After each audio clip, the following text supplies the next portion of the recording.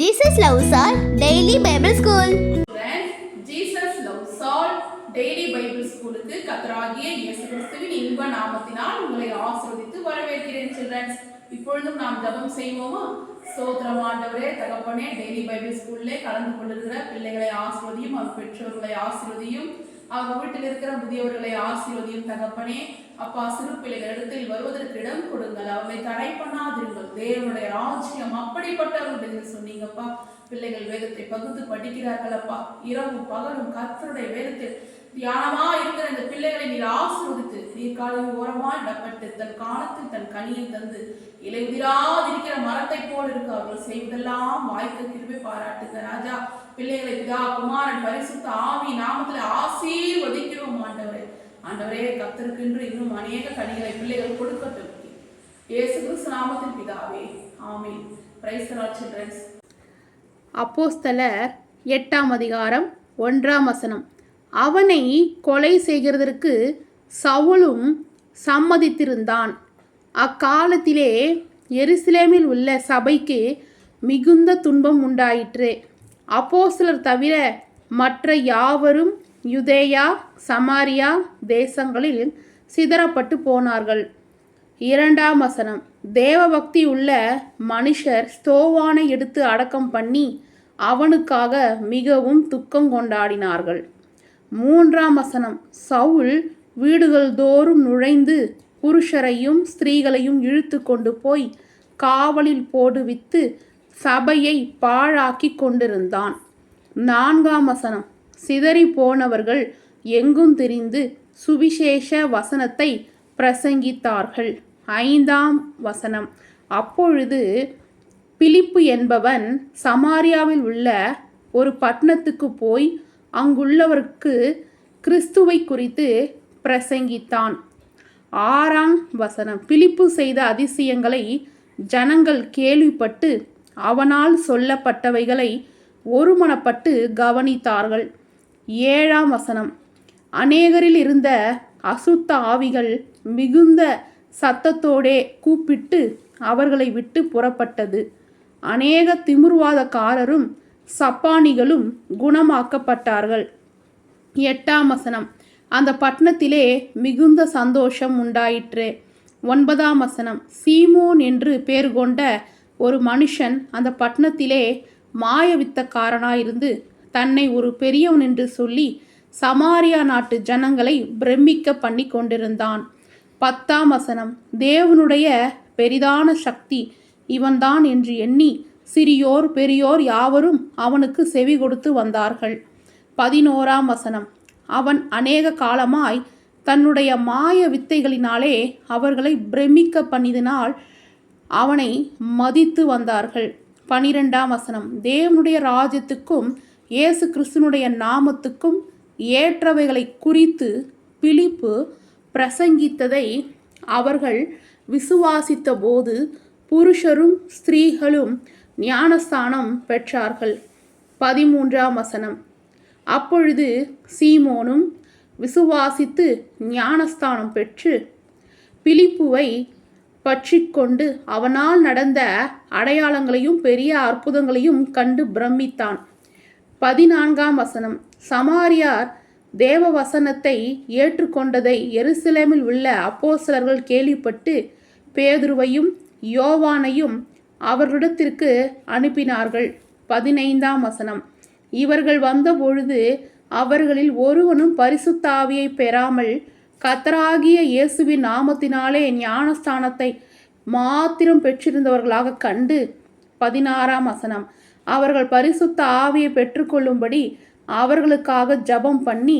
17ஆம் வசனம். அவர்கள் மேல் கைகளை வைத்தார்கள். அப்பொழுது அவர்கள் பரிசுத்த ஆவியை பெற்றார்கள்.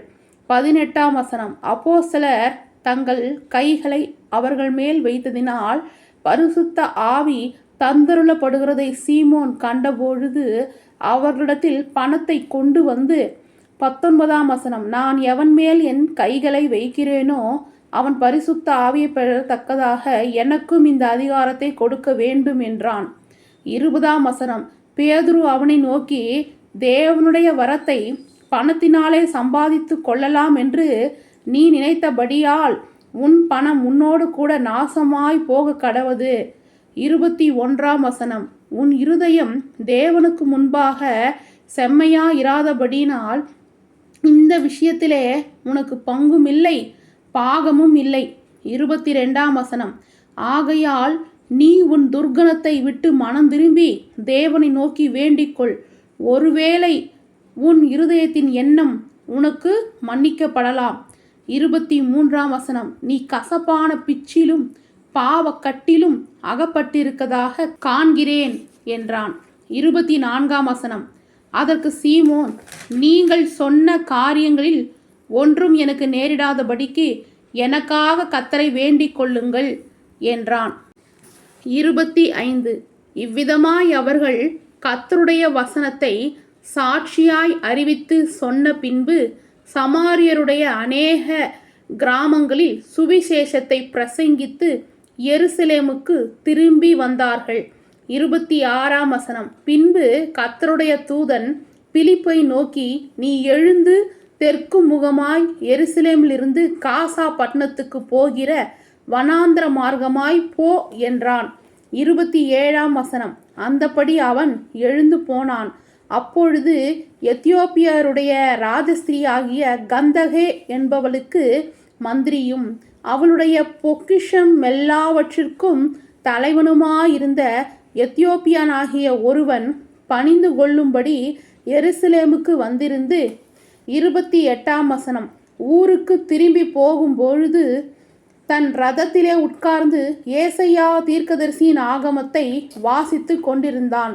29 ஆவியானவர், நீ போய் அந்த ரதத்துடனே சேர்ந்து கொள் என்று பிலிப்புடனே சொன்னார்.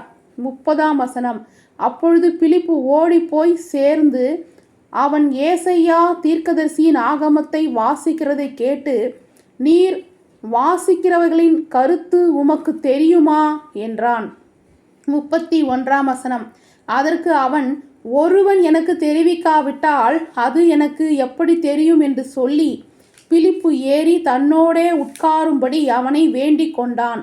32 அவன் வாசித்த வேத வாக்கியம் என்னவென்றால், அவர் ஒரு ஆட்டை போல அடிக்கப்படுவதற்கு கொண்டு போகப்பட்டார். மயிர் கத்தரிக்கிறவனுக்கு முன்பாக சத்தமிடாதிருக்கிற ஆட்டுக்குட்டியைப் போல அவர் தமது வாயை திறவாதிருந்தார். 33 அவர் தம்மை தாழ்த்தின பொழுது அவருடைய நியாயம் எடுத்து போடப்பட்டது. அவருடைய ஜீவன் பூமியிலிருந்து எடுபட்டு போயிற்று. அவருடைய வம்சத்தை யாராலே சொல்லி முடியும் என்பதே. 34 மந்திரி பிலிப்பை நோக்கி, தீர்க்கதரிசி யாரை குறித்து இதை சொல்லுகிறார்? தம்மை குறித்தோ வேறொருவரை குறித்தோ எனக்கு சொல்ல வேண்டும் என்று கேட்டுக்கொண்டான்.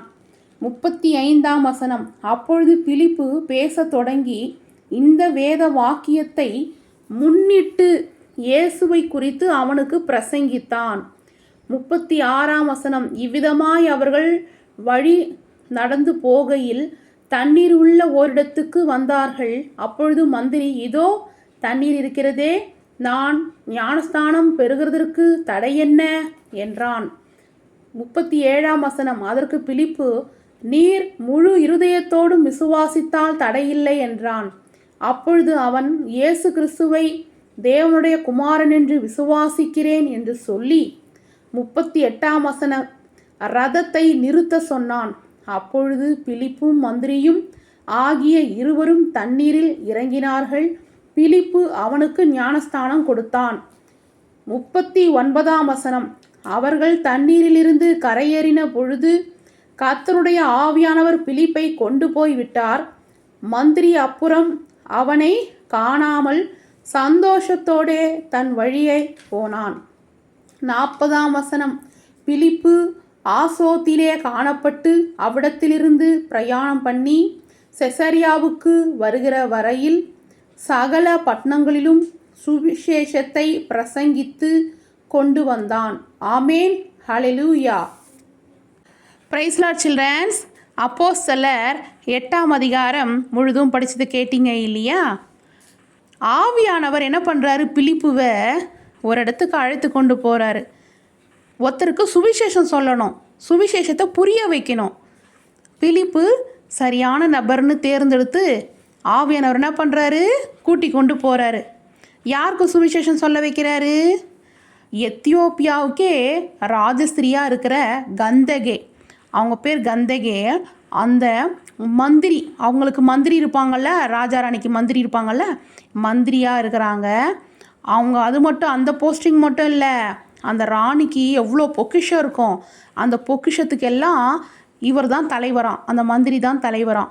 அவருக்கு என்ன பண்ணணும், சுவிசேஷத்தை புரிய வைக்கணும்.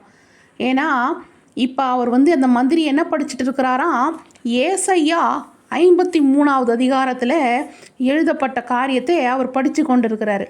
ஏசையா 53ல் ஒரு வசனம் எழுதியிருக்கிறது. 7ஆம் வசனம் படிக்கிறேன். ஏசையா 53:7 எழுதப்பட்ட வசனம்தான் அப்போஸ்தலர் 8ஆம் அதிகாரத்தில் நம்ம படித்தோம். அவர் நெருக்கப்பட்டும் ஒடுக்கப்பட்டும் இருந்தார், ஆனாலும் தம்முடைய வாயை அவர் திறக்கவில்லை. அடிக்கப்படும்படி கொண்டு போகப்படுகிற ஒரு ஆட்டுக்குட்டியைப் போலவும், தன்னை மயிர் கத்தரிக்கிறவனுக்கு முன்பாக சத்தமிடாதிருக்கிற ஆட்டை போலவும் அவர் தம்முடைய வாயை திறவாதிருந்தார் அப்படின்னு அந்த மந்திரி படிக்கிறாரு. பிலிப்பு போய் என்ன பண்ணுறாரு, அவருக்கு புரிய வைக்கிறாரு. இதை மாதிரி இயேசு கிறிஸ்து அந்த கல்வாரி சிலுவையில் அடிக்கப்பட்டார், வாதிக்கப்பட்டார், ரத்தம் சிந்தினார். ஒரு ஆடு எப்படி அடிக்கப்படும்படி போதோ அதை மாதிரி ஏசப்பா என்ன பண்ணுறாரு, அடிக்கப்படும்படி தன்னை ஒரு நிமிஷம் கூட என்ன பண்ணல, கத்தவே இல்லை. அவர் யாரையும் திட்டலை, எல்லாரையும் மன்னிச்சு என்ன பண்ணுறாரு, ஒரு ஆட்டை போல் வாயை திறக்காமல் போனார், நமக்காக தான் அப்படின்னு ஏசாயா 53ல் சொல்லப்பட்ட சுவிசேஷத்தை அவர் படிக்கிறார் இல்லையா, அவருக்கு புரிய வச்சார். அப்புறம் புரிய வைக்கும் பொழுது தான் அவர் மந்திரி கேட்பார், நான் ஞானஸ்தானம் எடுத்துக்கொள்கிறேன், இந்த தண்ணீர் இருக்கே, நான் எனக்கு ஞானஸ்தானம் கொடுங்க அப்படின்னு கேட்பார். பார்த்தீங்களா சில்ட்ரன்ஸ், நம்ம ஏசப்பா நம்மளை பயன்படுத்துவார், சரிங்களா? எப்படி அன்னைக்கு பிலிப்புவை பயன்படுத்தினாரோ அதுபோல் பிள்ளைகளாகிய உங்களையும் அவர் என்ன பண்ண போகிறாரு, பயன்படுத்த போகிறாரு. நிச்சயமாக நீங்கள் சொல்கிற ஒரு வார்த்தை, ஏசப்பா ரொம்ப நல்லவர் அப்படின்னு நீங்கள் யாருக்காவது சொன்னீங்கன்னா கண்டிப்பாக அந்த வார்த்தை யார் கூடயாவது நிச்சயம் பேசும். ஆமாம், ஏசப்பா ரொம்ப நல்லவர், அவரை நம்ம சொந்த ரட்சகராக ஏற்றுக்கொள்ளலாம் அப்படின்னு இந்த எத்தியோப்பியா மந்திரி மாதிரி நீங்கள் யார்கிட்ட ஏசப்பா ரொம்ப நல்லவர்னு சொல்கிறீங்களோ அவங்களும் ஏசப்பாவை ஏற்றுக்கொள்வாங்க. ஓகேவா? அப்போ நீங்கள் கர்த்தருடைய பிள்ளைகளாக இருக்கிற நீங்கள் என்ன பண்ணணும், ஏசப்பா பற்றி சொல்லணும்.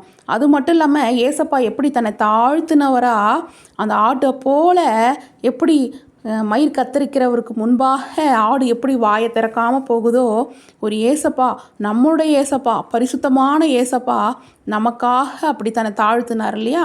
அப்போ நம்ம கூட தாழ்த்துகிற பிள்ளைகளாக இருக்கணும். ஓகேவா சில்ட்ரன்ஸ்? இப்போ உங்களை கேள்வி கேட்கலாமா?